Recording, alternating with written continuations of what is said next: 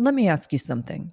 Have you ever stood in your kitchen, glass of wine already poured, and thought, I literally don't even want to drink tonight. So why the hell am I doing this again? Well, you're not alone. And there's a real reason this keeps happening. And it's not because you're weak or you're missing something. It's about your brain. Because alcohol doesn't just affect your behavior, it rewires your reward system, distorts your decision making, and trains your mind to prioritize drinking like it's a survival need. Today, I'm going to break this all down.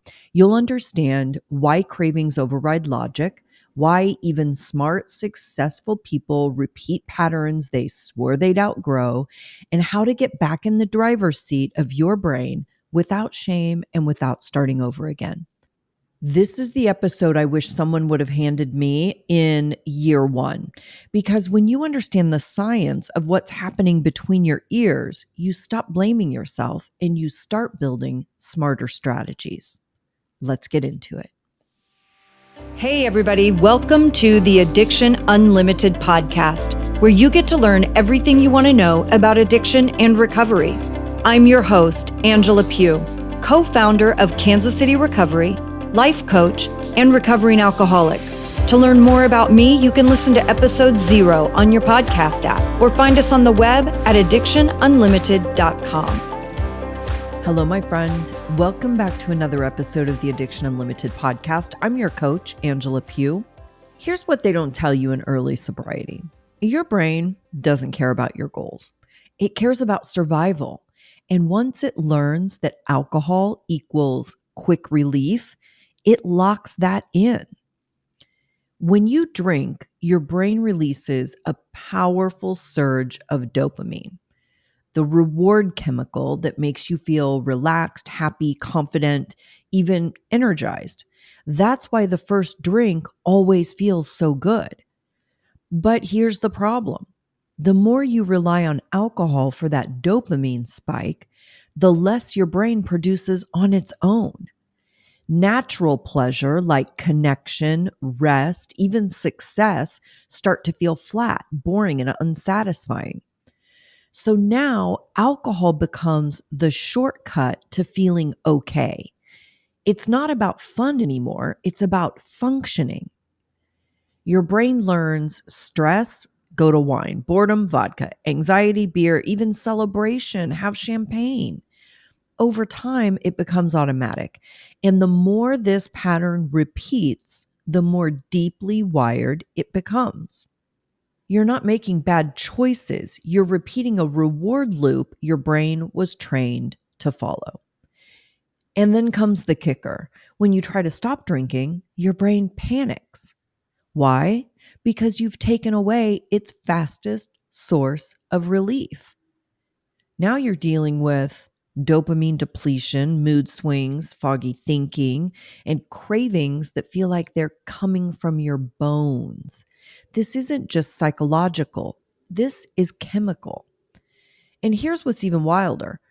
When you're triggered, say you're stressed or lonely or had a rough day, your logical brain goes offline.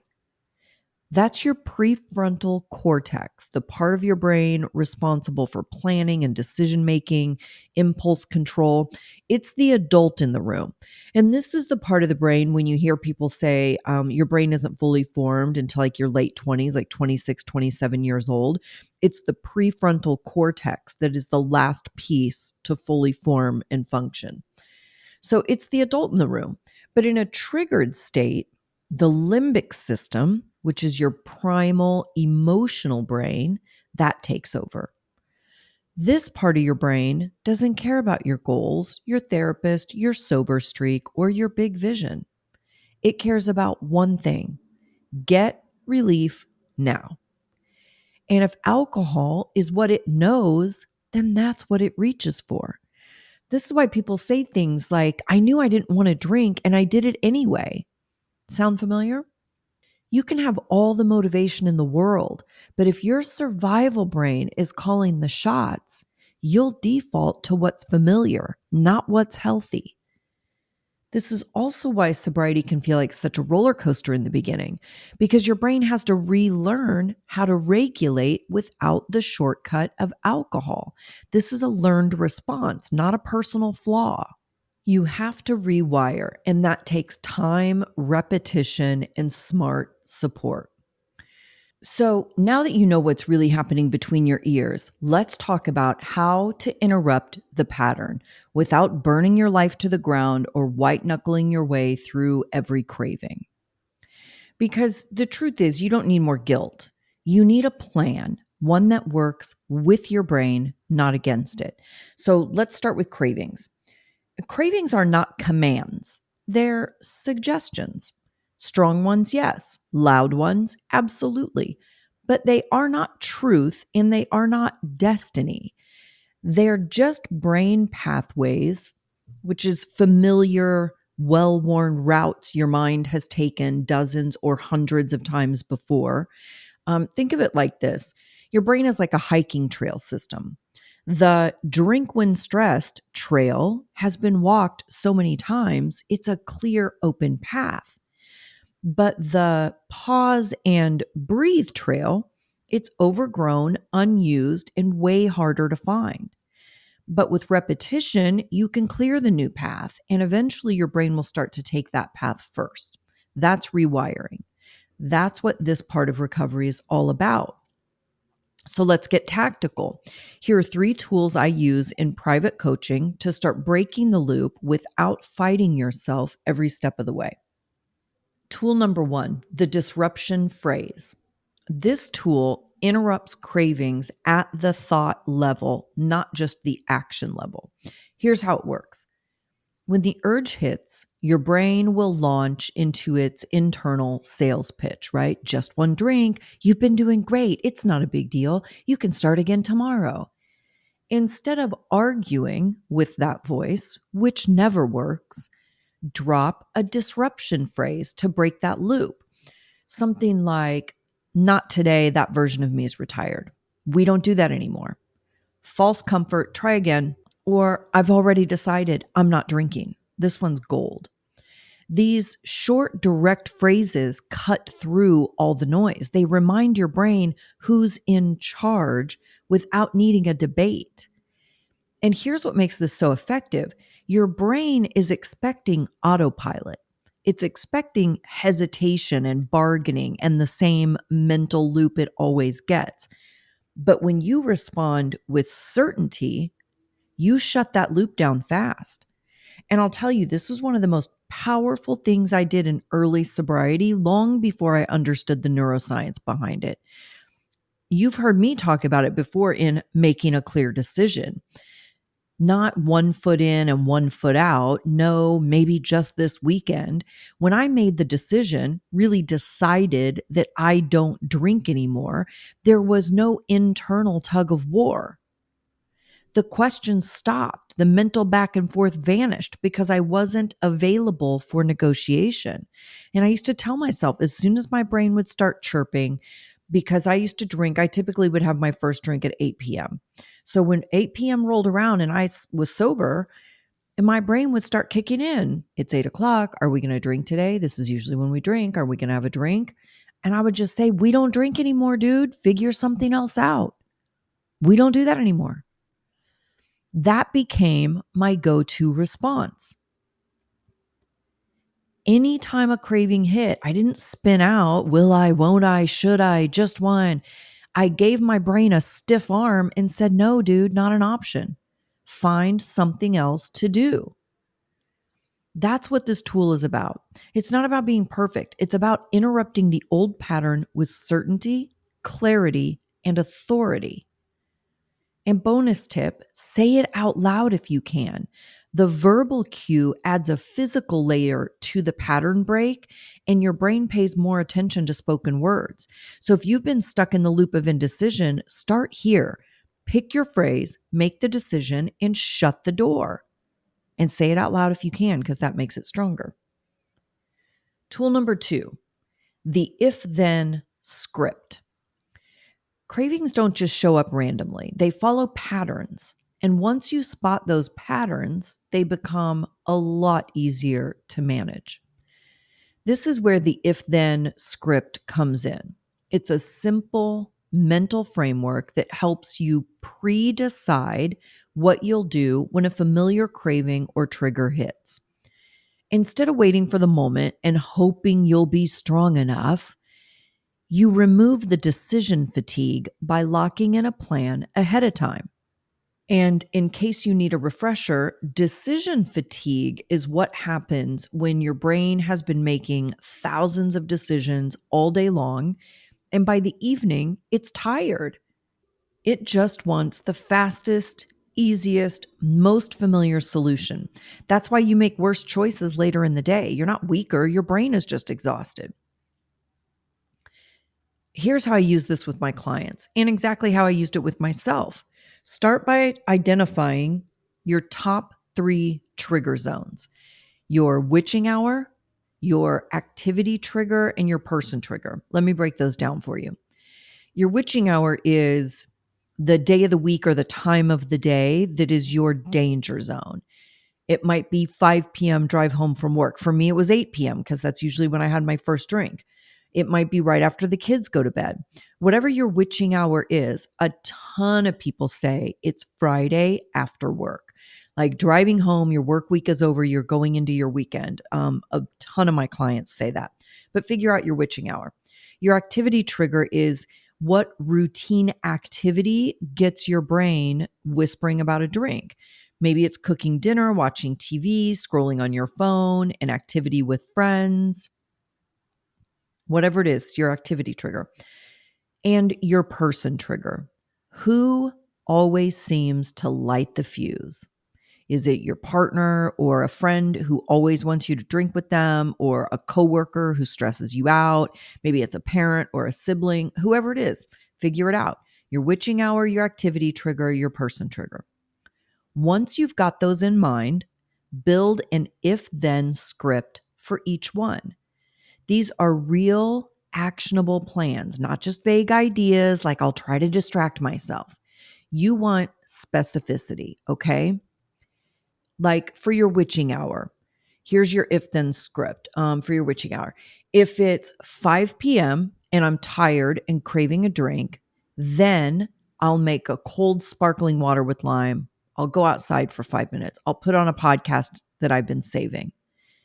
It gives your brain a new pattern to follow that you're deciding in advance. Okay, for activity trigger, if I start cooking dinner and feel the wine urge creeping in, then I'll light a candle, put on some music, whatever you want to do, whatever your then is. But this keeps the ritual and lowers the risk, right? You're not going to stop cooking dinner, especially for your family. You're not going to stop feeding them, right? So if that's a trigger for you, cooking dinner, which I have a lot of my moms will say for sure, like that's my thing. I go in to cook dinner, I pour a glass of wine. So you're not going to stop cooking dinner. So if you start cooking dinner and feel the wine urge creep in, then I'll light a candle and put on some music. Now let's do one for person trigger. Let me think on this for a second. Okay. If I have a hard conversation with my partner and feel overwhelmed or angry, then I'll text a sober friend or journal out the emotion for 10 minutes before I do anything else. You see what this does? You're inserting a buffer between the emotion and the reaction. And here's the magic. You're not relying on willpower. You're not caught off guard.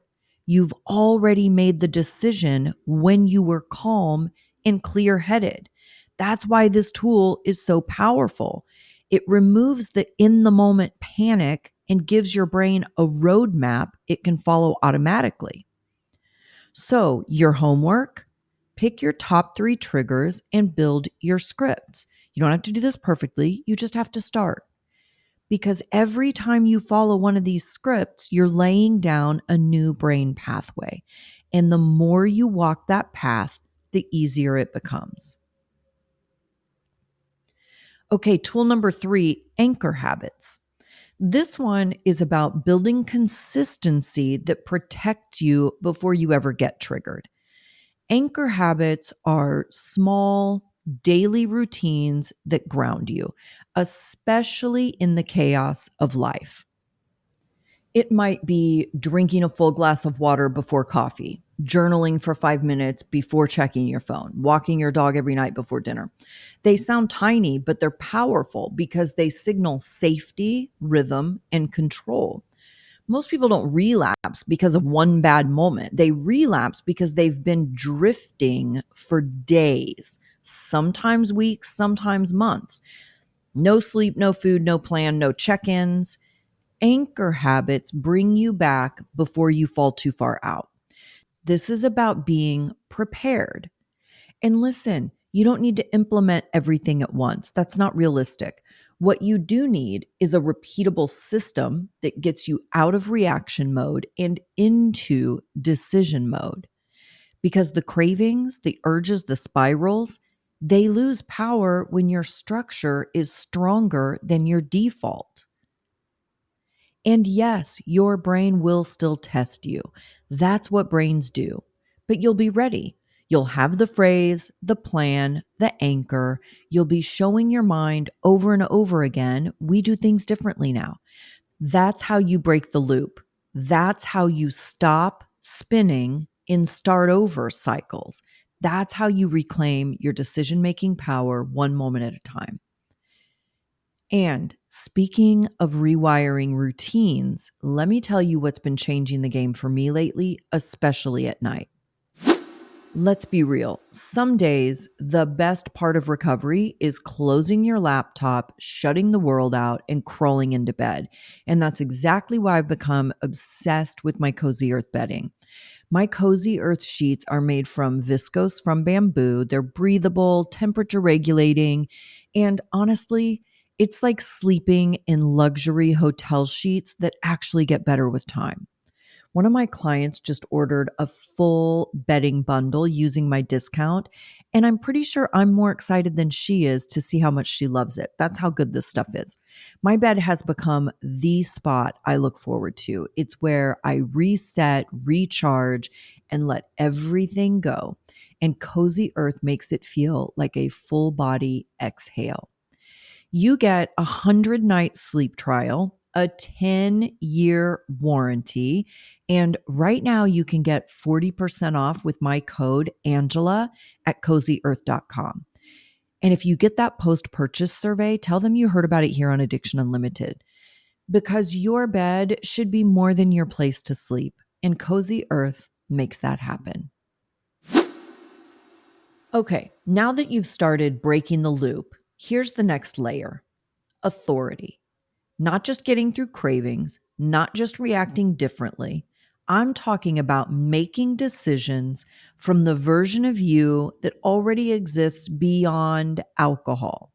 The person who doesn't waste energy bargaining, the one who doesn't ask, should I drink tonight? Because you already know the answer. That version of you isn't a fantasy. It's your future, and it's built through repetition. This is the part of recovery that most people skip. They get out of the chaos, but they never step fully into ownership. And that's why the cycle quietly restarts weeks or months later, because they're still responding like someone who's trying to stop drinking, not like someone who already has. So let's shift that. And step one is make your identity clear. Your brain needs clarity.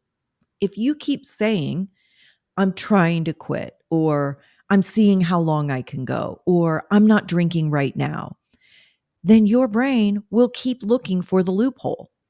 Your word choice matters. Your language tells your brain who you are.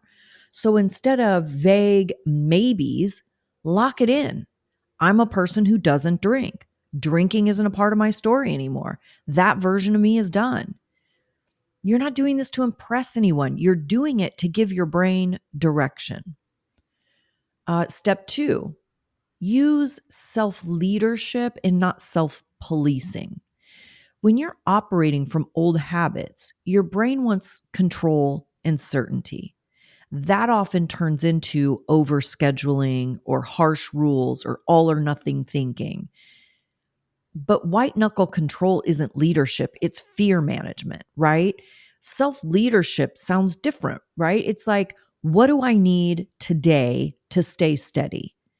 Where am I spiraling? Where do I need to recenter? What's one decision I can make this morning that supports where I want to be tonight? Leadership is proactive. Policing is reactive. The more you lead yourself, the less energy you spend fighting yourself. And step 3, stack proof, not pressure. This is where your confidence comes from. Confidence doesn't come from just staying sober. It comes from proving to yourself that you will make aligned decisions repeatedly. And that's not an overnight process. It's a daily feedback loop. Every time you interrupt a craving, follow through on a plan, say no without explaining yourself, show up to your evening with intention, you're stacking evidence that says, this is who I am now. No one can do that for you. You build it in motion in real time. And here's the most powerful part. That version of you, the one who lives without negotiating, doubting, or spiraling, that version's not a unicorn. It's the result of small, repeated decisions made from clarity, not chaos. You don't need to fight your brain. You need to lead it. And that means rewiring the old loops. You're doing that now. Replacing indecision with clear identity, leading yourself with structure, not shame, and stacking evidence that keeps building trust.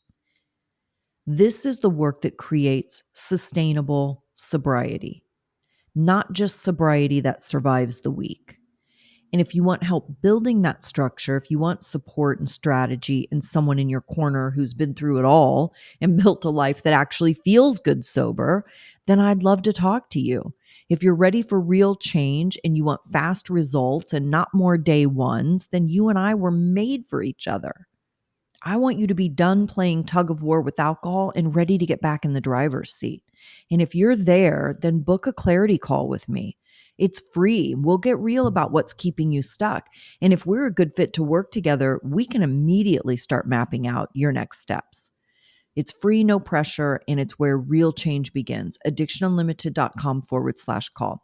Of course, you can always find that in the show notes, addictionunlimited.com/call. Everything we talked about today comes down to this. Your brain is not working against you. It's working exactly the way it's been conditioned. Alcohol hijacked your reward system. It blurred your decision making and it wired in patterns that now feel automatic. That's conditioning. And now you're here to recondition it on your terms. You've got the tools, the disruption phrase to break the pattern, the if-then script to stop the spiral before it starts, and the anchor habits that keep you grounded and consistent. These aren't hacks. They're how you build new defaults. You're not managing addiction. You're retraining your brain to respond with clarity and confidence and in alignment with who you want to be, not who you used to be. And then you lead yourself like that. And when you lead yourself like that, everything changes. You stop chasing control and start creating it. You make decisions from strength, not stress. You stop negotiating with your past and start building your future. This is how you become the version of yourself that no longer needs alcohol to cope, connect, or feel okay, because you finally know who you are and what you're building. So here's what I want you to do next. Pick one tool from today and start using it today. Whether it's the disruption phrase, the if-then plan, or a simple anchor habit, put it in motion. Get out your journal and brainstorm some ideas on paper. That's what makes it really stick. And if you loved this episode and want to go deeper into the patterns that keep you stuck, even when you're doing everything right, go listen to episode 372, The Real Reasons You Self-Sabotage Your Sobriety. It pairs perfectly with what we've been talking about today, and I will link that in the show notes for you so you can get there right from your podcast app. And if you're ready to stop doing this on your own, book your free clarity call with me today. Let's talk about what's really going on and how to move forward with a plan that actually works. I love you guys. I hope you're having a fantastic day, and I will see you next week. You've reached the end of another great episode of the Addiction Unlimited podcast. Candid and honest conversation about addiction and recovery. Be sure to visit us at addictionunlimited.com to join the conversation and access show notes and links to everything we talked about. Love this episode? Please take 30 seconds to subscribe, rate, and review on iTunes to help us improve and give you the information you want. Thanks for listening. See you next week.